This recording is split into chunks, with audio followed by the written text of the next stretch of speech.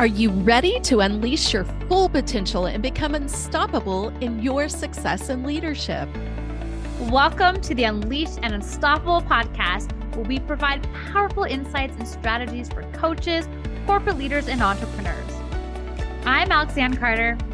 And I'm Carol Register, and we're certified master neurocoaches who are passionate about helping you overcome your limiting beliefs and optimize your performance. Each week, we'll be sharing actionable tips and strategies using neuroscience, from interviews with industry experts to solo episodes, to help you lead a life of power, purpose, and possibility on your own terms. Join our community of like-minded individuals. Hit subscribe now, and let's be unleashed and unstoppable together. Oh man, we were talking to you last week about perfectionism because it has struck all of us, like a lightning bolt, and then we're stuck.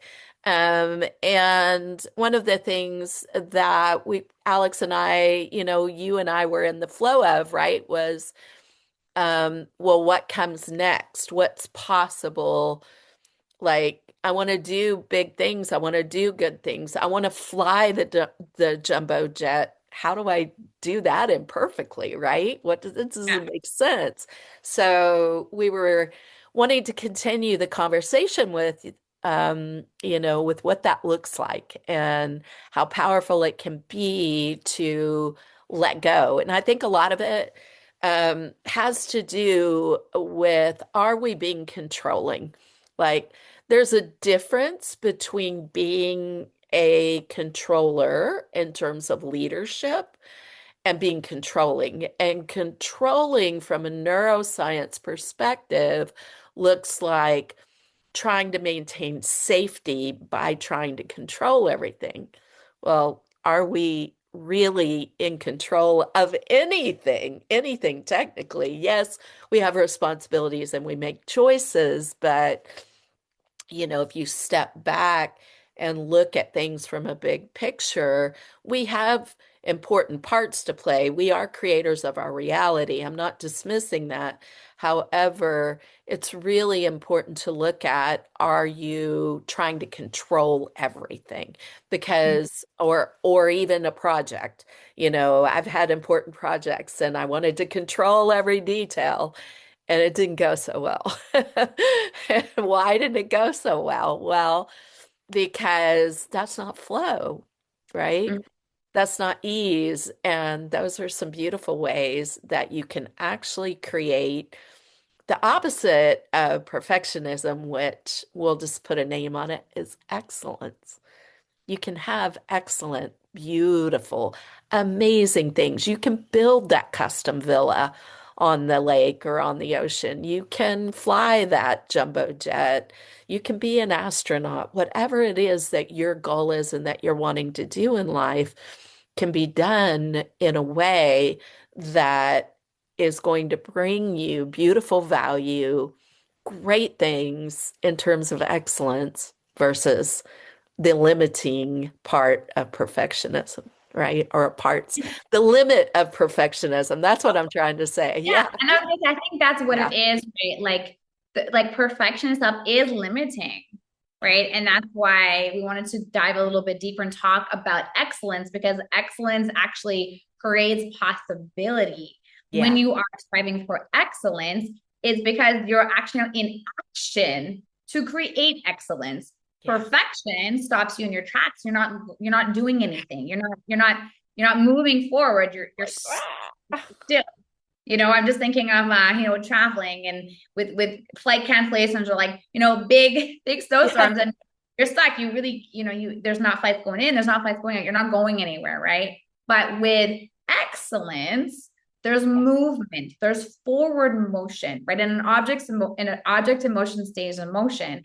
And I'm always coaching into this, right? Getting clients to just take one little step, because the moment you take one little step, right?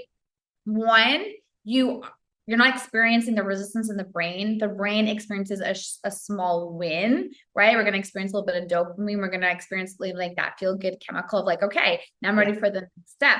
A marathon is not run in a day. A marathon starts by just putting your trainers on and then Exactly. opening up the front door and then taking your first step and the next one. And it's months of training, right? And you gave the example last week, Carol, about like a surgeon, right? A surgeon doesn't become a surgeon overnight. It takes years of practice, years Yeah. of studying, years of taking the action. The hours are put in order to reach a level of mastery, a level of excellence, right? Yeah. And just like the perfection, it's like, okay, well, how do we define excellence? Again, it's you that can define excellence, right? I might have a different level of excellence than Carol, and that's okay because it's based on priorities and based on importance, Yeah. right? For I'm just thinking of the client who's having the surgery done, right? The patient, they might have gonna have a different level of excellence that they're gonna look for a Yeah. particular type of surgeries, right? Yeah. But it's about the hours, it's about the reps, right? And it's Yeah. the failing forward, right? The first attempt in learning, you've got to be in action. And so in our brains, when we can shift the story, right, from this perfection of like it's stuck, I don't know, I feel like it's very sticky, Yeah. versus I'm shooting for excellence. I know for me, as soon as I say that word, Carol, I don't know about you, I feel differently in my Yeah. body. Yeah. And it could be because, as we know, a lot of times as we're coaching our clients, it becomes like, what's the definition? Yes. I Yeah. think And perfection generally creates this tightness, but excellence, I don't know, there's like flow it's in a it. different energy. It's definitely a higher energy. The perfectionism, we, especially because of the work we do and knowing the effect it has, which if you didn't hear us last week, definitely go and listen. You want to be in a state of up leveling, right? Doing good things, growing, building, creating beauty, creating this reality that you want. And it has a different frequency. The word excellence does, a different vibration. And we experience it, like you said, it's like, oh, this word feels good. You immediately receive it in your body. And I think it's so important that we take a look at these things and start to define things for ourselves. When we define things for ourselves, then we have a greater awareness of what's possible for us in order to have the courage to take the actions and to do it in a way that is going to be okay. Say you're going to study a painting and you're sitting with a mentor who is teaching you how to reproduce this fabulous painting, maybe from a well-known artist. And you put your attempt in, and it is not what you thought it was going to be, right? But then you try it again. Then you try it again, just like with the languages, it's so important. Hola, ¿cómo está ahí? Well, that is a Chilean version of Hola, ¿cómo estás? And it's really important that you allow yourselves when you're learning a language to make mistakes. Maybe you say something embarrassing. I have done this, like, oh, your grandmother's flying on a blue donkey. Well, I've come pretty close to that, let me tell you, in a couple of situations. And Alex, I remember actually when I was very first in Chile that I was speaking to a woman and I was trying to explain something rapidly. I didn't have the vocabulary or the grammar to go with what my mind was thinking because it wasn't in fluency. I was thinking in English, translating, trying to say it quickly. And boy, did I make some serious mistakes along the way, and I got embarrassed. And she was so gracious and so kind. I feel like she was a gift for me. She put her hand on my shoulder. She said, "Take a deep breath. You are Mhm. doing amazing." She said, "I understand you, and that's the most important thing, right?" And I just went, right? It released all that trying to get it perfect. And then things flowed better and I was able to be more clear because I was more relaxed and feeling good and feeling in excellence, right? Oh, Well, like as soon as you said that, I went to the pause piece, right? Like, I mean, and I'm learning Spanish right now, and I mean, I speak other languages, and I notice in me like the frustration, right? Because automatically my brain wants to go to being perfect because it is challenging when you I think as you've traveled, like I've traveled, yeah, extensively. I've been able to communicate in other countries before, and then here, I got here thinking I knew all the Spanish, and I realized, oh, I there's work that gets to be done. But yeah, because of this expectation and this perfection, it's like I've been holding myself back. And it's like ripping a band-aid off. And it's just starting one thing at a time. And it's putting in the reps, right? It's practicing. And I was telling Carol, I just started the Spanish course. yeah, And you're all excited and you're eager. And each class is just like adding a couple extra words. And I'm like, what? And it's about reaching the excellence. First of all, when I first finished the first level, the instructor said, if you completed 80%, then you're ready to go forward. And I was like thinking I need to go redo the level because I haven't hit 100, right? Again, striving for the perfection, not yeah, excellence. And I'm like, but then he said, if you hit the 80, don't worry, you're going to review the words. So I yeah, go to the next lesson. And guess what? It was all the words with a little bit more. And there was this moment of like, this is what excellence looks like, right? yeah, Because a lot of times too, we can skip steps because we're trying to get perfect. But it was a really, yeah, right, practical experience right now. Like, this is what excellence looks like. It's starting with the basic and slowly building on, and you're going to get the extra added reps in so that you can reach sort of the excellence in the practice. And it's all about the practice. And I know for myself, it's like I personally was waiting to have this high level of Spanish. I'm not going to get there unless I'm willing to actually practice because I need yeah, to have a native person to give me feedback to like, okay, this is how we enunciate or this is how we yeah, pronounce it, right? It's getting that real time feedback. And that's where the excellence piece comes in. When you're in committed action and you're taking action, right? Whether it's learning a language, whether it's building a home, whether it's making an art piece, you're getting that in-person feedback. And that's what's going to help you with making the tweaks and the changes, which is going to help build confidence as you're getting that real-time feedback. And yeah. what, as you were saying, talking, Carol, I was thinking a lot about teaching. Hmm. And why did this come to me? Because I was thinking about some of the design courses I used to teach Yeah, students, and I used to train teachers through the design cycle. And this yeah, what I was thinking about the art piece, and what came to me was like, you do your first art picture and you take a picture of it because you want to capture that. That's part of the learning.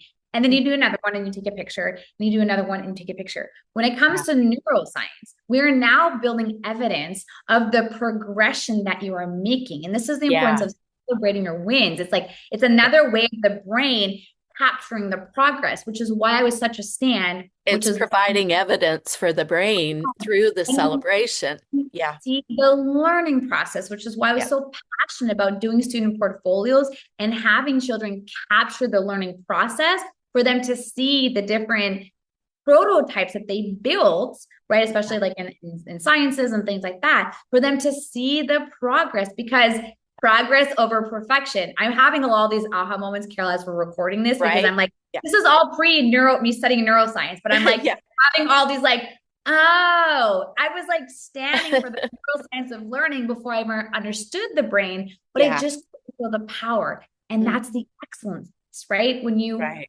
was thinking of clients or even you and I, right? To go back to Yeah, our very first podcast episode, right? And yeah, we look at that episode to like where we are now. Like yeah, it's taking the committed action and it's willing to take the step forward. yeah, When you can embody that, when you can choose excellence over perfection, you're yeah, going to way further ahead than if you are to continue to spin in that perfection, right? right. Overwhelm, fascination spin that keeps you stuck where you are, right? It's so true. And you know that as you were bringing those things up, I was also thinking like what we were speaking about last week was, perfectionism can come from a sense of, oh no, I'm going to be embarrassed, or Mhm.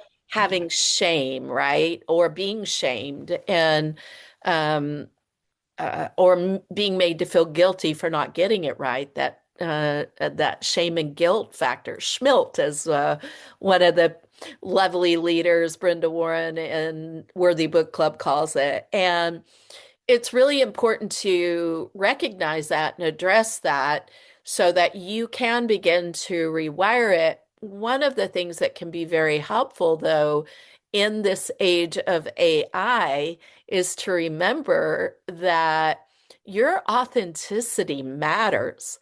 Who you are, authentically you, there really is no such thing as perfectionism in the world. Now, there's high degrees of excellence, right, in terms of mathematical precision and space travel. For example, the Artemis team just went successfully around the backside of the moon and came back. How exciting was that?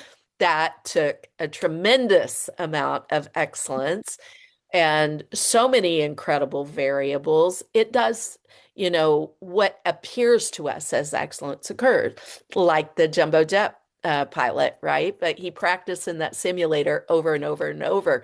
Those astronauts went through years of training, psychological, mental, emotional, thinking about every possible thing, situation that can happen. How does that apply to us? Well, we can see things that we think are perfect, and we can have these stories of embarrassment, shame, and guilt, and we can forget who we are.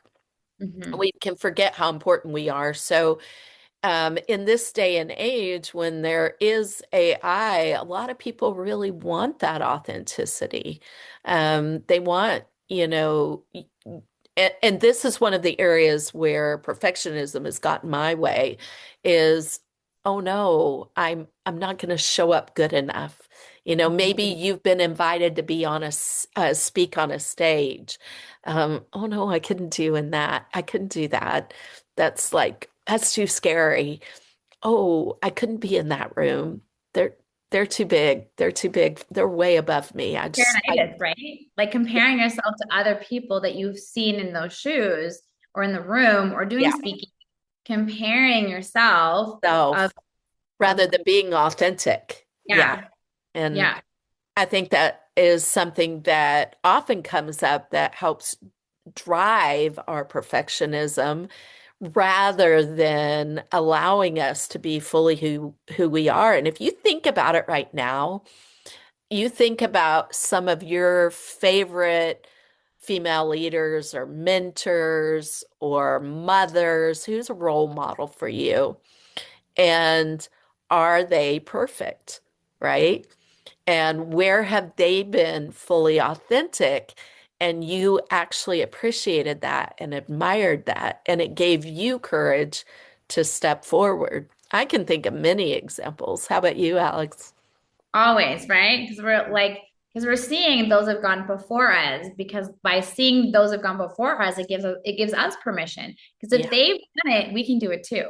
Right. yeah, And you can learn through the lessons, because that's what one of the great thing is when you are surrounded by like-minded individuals, is that someone has gone forward and can give you some suggestions to help you through the process. Right. There's no need to reinvent the wheel. There's somebody else out there that's done it. So being able to connect with them, and that again is the whole essence piece. It's part of the process. It's part of the learning process. And when you can access other people and resources, I mean, you're fast tracking it, because now they're already able to give you feedback and can already they've gone through it. They might already know things that might be more challenging or whatever. And because you're open, right? You're and that because you're like, I'm striving for that excellence here, openness. Yeah. feedback, you're more open to receive it as well, versus like the perfection is very tight. It's very high, Yes. closed off, versus Very that controlling. Yes. openness, something you're open to receive as well. So And I yeah. think that's an important point to bring up. It's um, we're constantly in the process of rewiring limiting beliefs like the embarrassment, shame, and guilt that can keep us from having the courage that we want to take and hiding. We want to hide a lot of times when we don't feel prepared or ready. But I think it's really important that we remember how valuable we are and we go back to that. And you may even feel valuable and worthy. You may have been doing the deeper work and you're getting to that place where intellectually you know you're valuable. Have you gotten to it in your heart? That's super important. You're feeling it because then a belief is established and you're believing it. And then you're in alignment with your values, like I mentioned before. Also, when you are in this place of your internal approval, believing your value and your worthiness, then it is much easier to take those steps of courage that you know are going to stretch you, but it's going to be okay, right? What if you get up on that stage and you sneeze, right? Or, your notes fall off the floor? Do you feel like you could just speak from the heart and know your subject well enough that it would be okay and it would still be excellent even though it wasn't perfect. And then, it's interesting too, Alex, because along with that internal approval, I think it's really important that I lost my train of thought. Shoot. I had a point. Well, I'll think about it again in a minute because I think it's really important that we consider where'd it go? Oh man, don't you hate that when that happens? Have you ever had that happen? Okay, see, that's an example of right now, I'm not going to go edit this out. It's not perfect. I don't remember the point I was going to make, and it's okay because there are plenty of others, right? Well, as you were sharing there, Carol, the thing that really went, with imagining like something happening, sneezing and things. I mean, here's a good example. Of like, losing train of thought is you're authentic and real, Yeah, right? yeah, I mean, human. We're all yeah, human, and it's so easily to lose sight of that and like get disconnected for that. It's like trying to be superhuman or trying to be a robot. It's like, no, we're all human. And every single human out there makes a mistake. And every single human out there is out there to learn. Like nobody really is perfect. And it's kind of going back to what we said last week, like yeah, who defines perfect? Like you're the one yeah, that says I'm perfect, right? And right. so when you can show up like that, you're like, I'm human. Like we could totally edit that. But we actually, like when Carol and I started our podcast, we declared that we wanted to have real raw conversation. We Yeah, do very minimal editing to the podcast. I think it's really yeah, just like the odds and ahs. And the reason why we do that is because we wanted to show up, yeah, right? Human. We wanted to show up right. and share. Sometimes that little bloopers and things like that happen, and we want to be real. I'm seeing this Yeah, construction driving behind me, right? yeah, there you go. Human. We're not, especially in this world of AI. This is not auto generated. This is like we are real, and the brain is scanning for that. Yeah, And so when you are in this cycle of perfection, you're actually increasing the risk of perhaps making a mistake because you put so much pressure on yourself. Whereas hmm, when you can just be real and raw and strive for more of the excellence or the connection or whatever it is that you want to create, right? yeah, Maybe for the speaking, it's like having the audience laugh or something like that. You're yeah, making real connection with an audience. You're making real connection with the people. And right now, the brain is craving for that connection because of AI, because yeah, of COVID, right. because of so much happening virtually, which I'm so grateful for that we can Yeah, have this. But this connection, the body, like go back to just humans, right?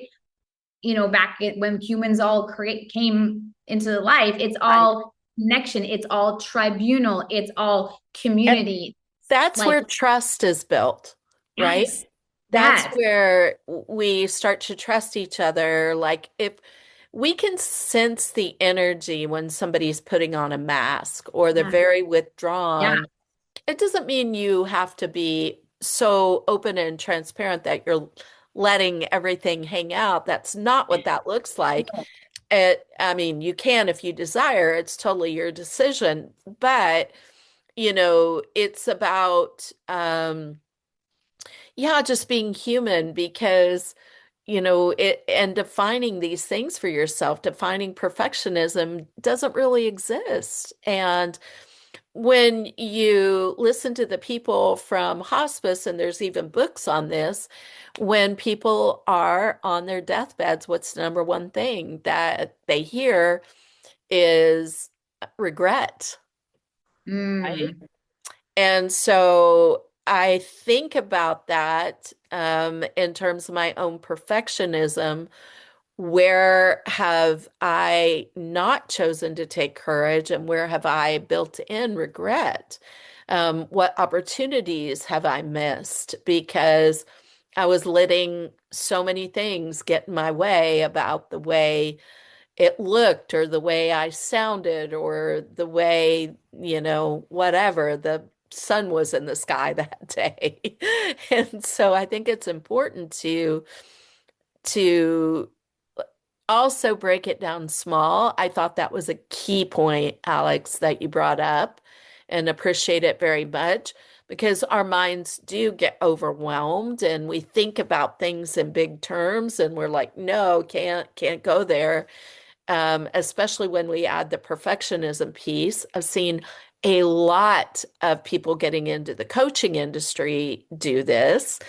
And there was a part of me that experienced this as well. If I'm being honest with myself, it's got to look like this. I've got to have the right landing page. I've got to have the right website. I've got to have the right ads going out. I've got to have the right social media. And so then you sit there twiddling your thumbs because nothing looks perfect, right? Yeah. When if you take what, back to your point, if you take a baby step, just a baby step of courage, what can I do today? And as you take those baby steps of courage, we've spoken about this before, and it's really important to remember this is what helps you to trust yourself. This Yeah. is what helps you to have integrity and build confidence with yourself. And as you do that, it inspires and encourages those around you. It draws people to you because they feel safe to be themselves and they feel like you're trustworthy, right? That they can do that. So it's very powerful. Yeah, there's a few things that are going through my mind. One thing in terms of like when people see you taking the action, there's a lot of respect and trust that builds on that, right? Yeah. Like example, Carol, when you spoke, Spanish. If you're, because Carol lives in a Spanish speaking country, I now live in a Spanish speaking country. You know what? They value more that their effort is made and that Yeah. there's the attempt, right? Like that is really what means more to them. And the other where my brain went the other side of it is that we get to hold people in their highest. A lot of times what holds you back, Carol back with this perfection is we're thinking about what the other person's going to think of us. And I think Yeah. I mentioned this last week, right? But I just want to reiterate this again because I think it's just it's a thing that made a massive difference for me in Yeah. leadership. Once Yeah. I caught onto this of like why I didn't use my voice or why I held back or why I was afraid to make the phone call or send the message, I caught myself in this fear of being judged or criticized or Yeah. rejected. And I realized that by doing that, I was not holding the other person in their highest. When we Mm, can hold people in their highest, I love that. Yes, exactly. right? Because I'm hearing what you're saying about, with the landing page and all that, like fully transparent with the whole crowdsource campaigning that I did for Free to Be Me.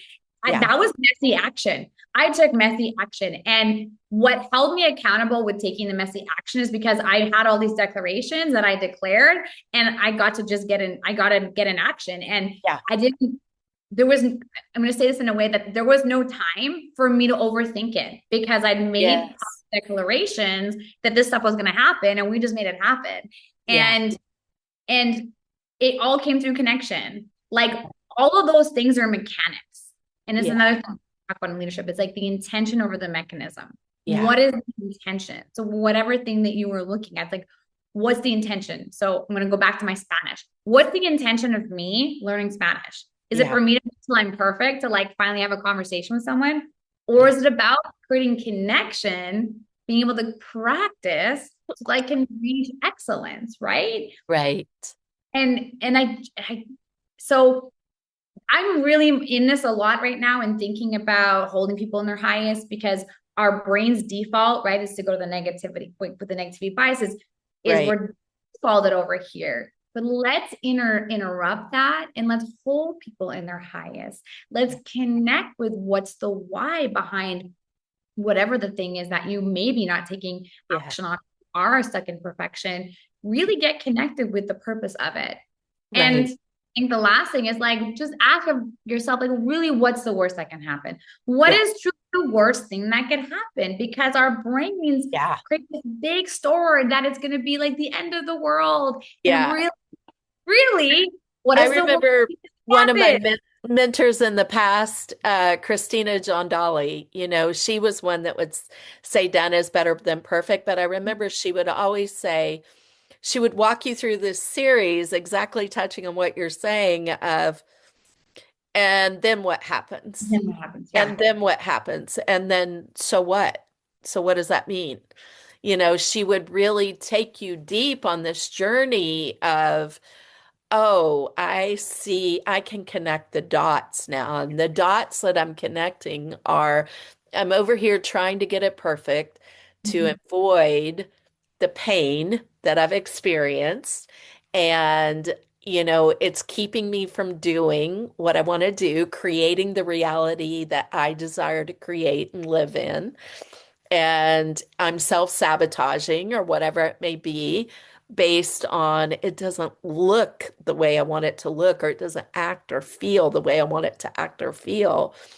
And when you start to connect these dots and take those small actions, those small baby steps of courage moving forward, then this is where you start to build in true excellence and meaning that is valuable to you, uniquely valuable to you.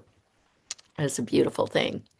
Yeah. And I think I, or sorry, no, I've lost my train of thought, Carol. Like, my train of thought. Yeah, I think as we're wrapping up today, right? It's just the invitation for you to shift out of the perfection to the excellence and to Yeah, really look at what are you tying to this, because we all get into it. I mean, that's what I shared last week, is like I caught myself this happening to me right now, yeah, right? And we are going to go through these ebbs and flows. We're going to be like feeling super confident, and we're going to take, sort of messy action, and we're just going to put ourselves out there. We're going to feel great, and yeah, then we're going to get feedback, right? right. Then we're gonna have, and one person's gonna say something, and we're not gonna sugarcoat it. Like it's that will happen, Yeah, but it's who you are in the process when that happens. And I know for me, I've also learned this through leadership, is that in those moments, it's not about me, right? And this is where we level up in our leadership. It's like that's where the ego gets in the way, right? it's Yeah, like that whole thing of whatever that's not with me.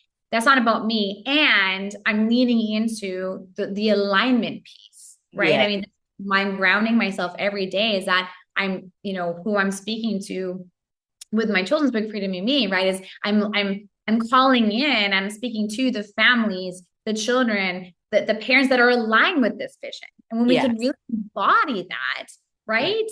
That it helps. And I'm speaking into the fact of years of this work, years of leadership, years of coaching, years of right. doing the work, right? So I acknowledge, if you're listening to this, you're like, I may not be there. And this is why the simple, like the simplest thing is just to really get connected with what's the importance of the thing that you're doing or not doing, that you're Yeah, avoiding, you're finding yourself caught in perfection, and to yeah, just be curious to ask yourself, what does excellence look like in this? yes, And where is this perfection or this coming from, right? And the yeah, invitation is redefine, and then reground yourself every day, yeah, because you get to build the new neural pathway, the new belief system around the new definition of what you're aiming for, because the procrastination, right?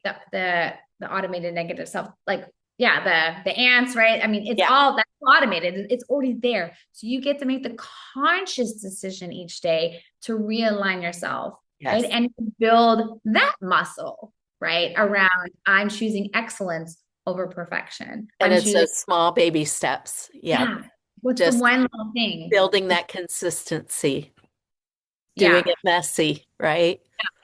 Yeah. And I think, the last thing that's coming to me, because I think this has like also made a really difference for me. And I know for you, Carol, is like, I mean, it ties in obviously the celebration, the acknowledgement, but it really is acknowledge yourself from where you've come from.